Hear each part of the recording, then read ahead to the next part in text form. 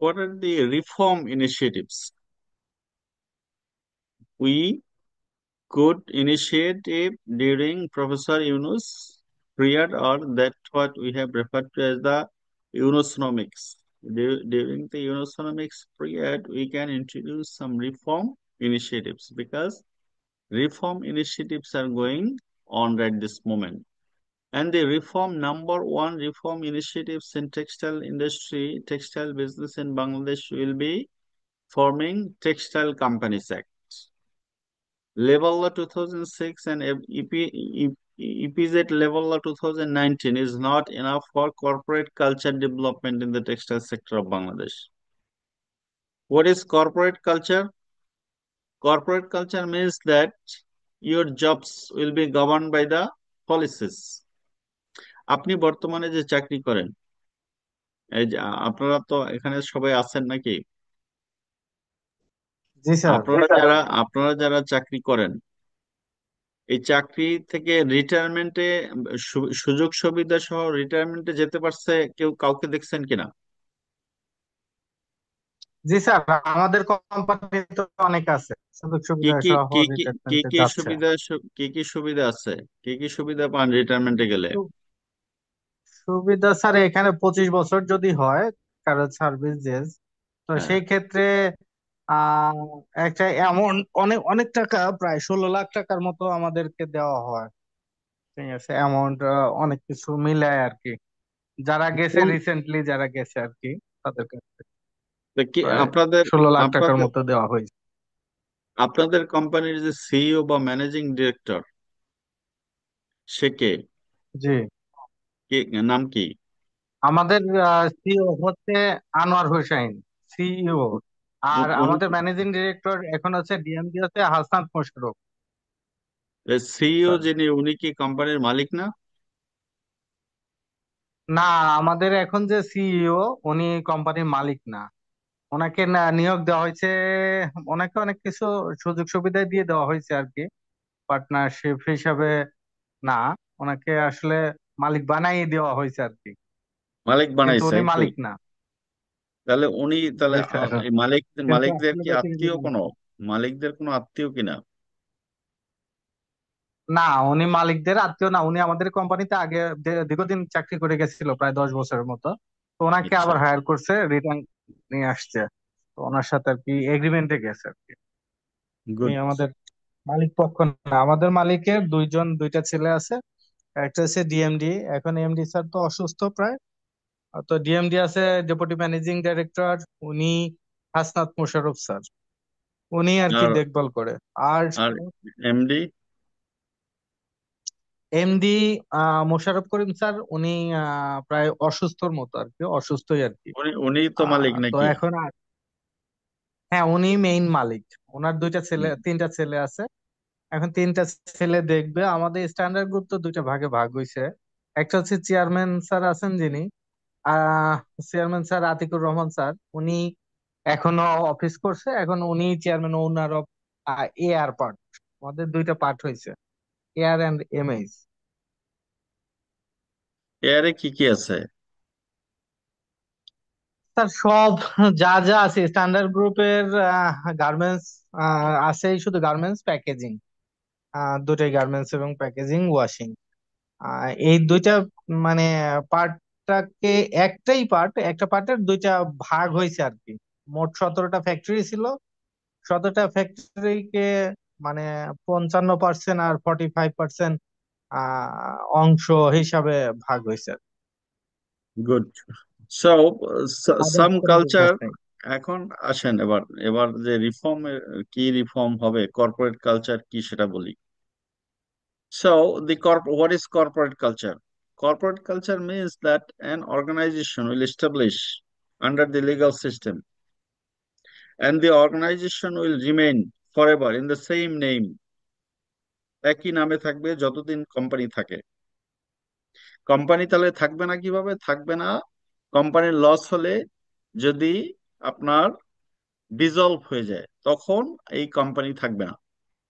আর company যদি থাকে, profitable হয়, তাহলে সেখানে কি কোনো কোম্পানি ভাগাভাগির কোনো বিষয় থাকবে না। কোম্পানি তো কোম্পানি, ভাগাভাগি হবে যদি প্রফিট পায়, প্রফিটের যদি কিছু অংশ ডিভিডেন্ড হিসেবে যায়, সেই ডিভিডেন্ড ভাগাভাগি হবে according to the share holding structure. কাজেই এই কর্পোরেট কালচার, এখানে স্ট্যান্ডার্ড গ্রুপের যারা মালিক আছে ওনারা শিক্ষিত হওয়াতে আপনার কিছুটা কর্পোরেট কালচার আছে, কিন্তু এই 25 বছর বাংলাদেশে কোনো ওয়ার্কার ওয়ার্কার যেমন গার্মেন্টস ওয়ার্কার, 90% লোক যে যে ডিপার্টমেন্টে কাজ করে, 25 বছর চাকরি করে এমন কি লোক খুঁজে পাবেন আপনি? খুঁজে স্যার পাওয়া। অনেক আছে। আমাদের গতকালকে, স্যার আমাদের গত বৃহস্পতিবারে একটা অনুষ্ঠান হয়েছে, বৈশাখী হুম। অনুষ্ঠান। ওখানে তাদেরকে কেস দেওয়া হয়েছে প্রায় 16-17 জনকে, যাদের প্রত্যেকেরই চাকরির বয়স স্যার 25 বছর প্লাস। এরকম আমাদের প্রতি বছরই দেওয়া হয়, যাদেরই 25 বছর পূর্ণ হয় তাদেরকে একটা করে গেস্ট সমমনা পুরস্কার দেওয়া হয়। গুড। তাহলে আপনাদের আপনাদের কিছু ফ্যাক্টরি আমি চিনি যেখানে আপনার এই যে এমপ্লয়ি যাদের মনে হয় যে 99% 1 বছর 2 বছর 3 বছর 4 বছর চাকরি করার পরে আর খুঁজে পাওয়া যায় না। আমি ফ্যাক্টরি ভিজিটেও যাই আপনাদের, এবং যাওয়ার পরে আমি কোনোদিন দেখি নাই যে একটা এমপ্লয়ি যেখানে আগে দেখেছি তাকে দ্বিতীয়বার দেখতে পেয়েছি। এই রেকর্ড আমি করি স্যার রিসার্চ আমাদের করার কারণে। আমাদের আপনাদের ফ্যাক্টরির কথাই স্ট্যান্ডার্ডে বলছি। যদি এবং স্ট্যান্ডার্ডে অনেক স্যার পাঁচ অনেকে বছরের অধিক। অনেকে আমার কাছে অনেকে আসে, বয়স হয়েছে 15, 10, 11, 12। আপনার এই সেদিনও আসছে একজন আমার বাসায়, কাজের বুয়া ছিল আমার, বলছে যে আমার একটা স্ট্যান্ডার্ড গ্রুপে চাকরি দিয়ে দেন। তাহলে মেয়ে আমি যেহেতু চিনি, বলে কি যে আমার আমার ন্যাশনাল আইডি কার্ড, মানে ওর মায়ের ন্যাশনাল আইডি কার্ড দিয়ে ওকে চাকরি দিতে হবে। Are you getting the point? যে আপনার এই এই সেক্টরে এই সেক্টরে কর্পোরেট কালচার, যেহেতু আপনার স্ট্যান্ডার্ড গ্রুপ তো আসলে ভালো মালিকরা শিক্ষিত মালিক, কিন্তু 4,500 জি স্যার। বা 5,000-এর মতো যে ফ্যাক্টরি আছে, এই 5,000 ফ্যাক্টরির মধ্যে কয়টা ফ্যাক্টরি আছে যার মালিক আম, আপনার শিক্ষিত? Is very difficult. অনেক এবং কম। স্যার খুবই এটা কম স্যার। খুঁজে পাওয়া মুশকিল। খুঁজে পাওয়া খুবই অনেক যাবে কম না। কম। এবং মানে টপ কাজেই লেভেলের আমাদের স্যার এগুলো খুব একটা শিক্ষিতও না স্যার। কাজেই আমাদের যেটা এখন করতে হবে যে আমাদের একটা টেক্সটাইল কোম্পানিজ অ্যাক্ট করতে হবে একটা, যেমন আপনার আমাদের ব্যাংক কোম্পানিজ অ্যাক্ট আছে, কিন্তু একটা ব্যাংক কোম্পানিজ অ্যাক্টের বলে দেয়া আছে who will be the owner of the bank, কে ব্যাংকের মালিক হতে পারবে, যে কেউ ইচ্ছা করলেই হতে পারবে না। How much money he must have to be the bank owner. তারপর বলা আছে যে the owner of the bank cannot be the CEO of the company. এই যে সিইও যদি না হতে পারে মালিকরা, তাহলে কি সুবিধা? সুবিধা হলো যে কর্পোরেট কালচার ডেভেলপমেন্ট, নিয়ম অনুযায়ী প্রমোশন হবে, নিয়ম অনুযায়ী তার চাকরি থেকে সে রিটায়ারমেন্ট যাবে, নিয়ম অনুযায়ী সে ইনসেনটিভস পাবে, নিয়ম অনুযায়ী সে বোনাস পাবে। So this facilities are developed by the managers. যে চিফ ম্যানেজার থাকে, সিইও, আপনি যে যে যে, কথা আজকে বলছেন সিইও আছে, সিইও ওনার আসলে আম, ওই ধরনের পাওয়ার থাকে না। কিন্তু যখন একটা ব্যাংকের সিইওর কথা চিন্তা করেন বা ম্যানেজিং ডিরেক্টর, সে কিন্তু fully empowered to make decisions about the employee management of the labor employees। যে কারণে আপনার ব্যাংকে কোনো লোক রিটায়ারমেন্টে গেলে শুনবেন না যে সে কোনো বেনিফিটস পায় নাই, সে গ্র্যাচুইটি পায় নাই, সে আপনার লিভ এনকেশমেন্ট পায় নাই, বা সে পার্টিসিপেটরি ফান্ড বা যেটাকে বলে আপনার provident fund, contributory provident fund, এটা পায় নাই, এমন কোনো 5 বছর হলেও পাবে, 50 বছর হলেও পাবে, মানে যে লিমিট থাকুক সেটা সে পায়। যেমন আমি চাকরি করেছিলাম ওই আপনার প্রায় 5 বছরের মতো ব্যাংকে, আমার কিন্তু কোনো সুযোগ সুবিধা কোনো কিছুই কাটেনি। সো আপনার যদি কর্পোরেট কালচার এস্টাবলিশ করা যায়, আর এই সেক্টরে কিন্তু আরো ভালো লোক আসবে। আরো ভালো লোক মানে মেধাবী লোক আসার মানেই হলো আপনার এই সেক্টরের আরো ডেভেলপমেন্ট হবে। So that's why reforms, number one reforms in the textile sector should be Textile Companies Act. সেখানে বলে দিতে হবে who can be the owner, and the owners cannot be the managing director of the company. Managing director will be the fit competent লোক। আপনার কোম্পানির যেমন CEO যে আছে এখন, সে তার ফিটনেসের কারণে আবার সিইও পদ হোল্ড করছে। এইভাবে ফিটনেসের কারণে যেন কোম্পানির ম্যানেজিং ডিরেক্টর হতে পারে, মালিকরা যেমন ম্যানেজিং ডিরেক্টর না হতে পারে। মালিকটা ম্যানেজিং ডিরেক্টর হলে সমস্যা কি? সমস্যা হলো তার ইচ্ছা অনুযায়ী কোম্পানি চলে। আর মালিকরা যদি এমপ্লয়ি যখন ম্যানেজিং ডিরেক্টর হয়, তখন সে চিন্তা করে এই কোম্পানিকে আরো কিভাবে ভালো করা যায়। আর মালিকরা কি পায়? মালিকরা পায় প্রফিটের শেয়ার, যেটাকে ডিভিডেন্ড বলে। কাজেই আপনার we need to develop corporate culture in the textile sector, and for developing corporate culture we need to formulate a new act like Bank Companies Act 1991. আমাদেরকে the reforms should include OBM। এখন আপনারা মনে হয় এখন বুঝছেন OBM কি। Original brand manufacturing, that means you will produce demand driven product, you will produce product in your own brand name, you will sell your product in your own brand name. It is known as original brand manufacturing, or at least ODM, original design manufacturing আগাতে হবে। What we have to do, we have to develop FTA, একটু আগে যেটা বললাম, free trade agreement খুবই and great। Economic integration করতে হবে। যেটা আমরা মুসলিম দেশগুলির সাথে যদি পারি সেটাও ভালো। ওয়াইসি এফটিএ করতে পারি, আমরা ডি8 এফটিএ করতে পারি, আমরা south Asian free trade area যেটা সাপটা আছে সেটাকে অ্যাক্টিভেট করতে পারি, বিমস্টেক, তারপর হচ্ছে যে আপনার সাউথ সাপটা, এগুলি মিলে একটা করতে পারি। তাহলে আমাদের আসিয়ান, বিমটেক এবং সাপটা এগুলি মিলে যদি একটা ইকোনমিক ইন্টিগ্রেশন করতে পারি, that would be beneficial for the economic integration in the South Asian region. FDI আনতে হবে আমাদেরকে, এফডিআই আনতে হবে। এর আগে বলেছি যে এফডিআই আমাদের বেসিক গার্মেন্টস প্রোডাকশন, এফডিআই আনলে কোনো লাভ নেই। আমাদের রিফর্ম করতে হবে, এফডিআই অ্যাট্রাকশন করতে হবে only for the advance textile. What is advance textile? যেমন এরোপ্লেনের কিন্তু বডি তৈরি হয় কি দিয়ে? টেক্সটাইল দিয়ে। এটাও কিন্তু কি, কারণ কি textile is very light. Even in today's world, building wall is also made of textiles, geotextiles. এই এই ধরনের আপনার ফিল্ডে এফডি অ্যাট্রাকশন করতে হবে। তারপর চাইনিজ, যেহেতু এখন China is going to shift there business, কারণ 145% তো সে দিয়ে আমেরিকাতে বিক্রি করবে না। আমেরিকায় যে পরিমাণ বিক্রি হয় সেই পরিমাণ আমেরিকান তো কিনবে, অন্য সোর্স থেকে কিনবে। কাজেই সেরা হতে পারে বাংলাদেশ। এখন এই গার্মেন্টস এর বেসিক প্রোডাকশন বাদ দিয়ে চায়নার সাথে এগ্রিমেন্ট করতে হবে, বেসিক প্রোডাকশন আমরা করতে পারি।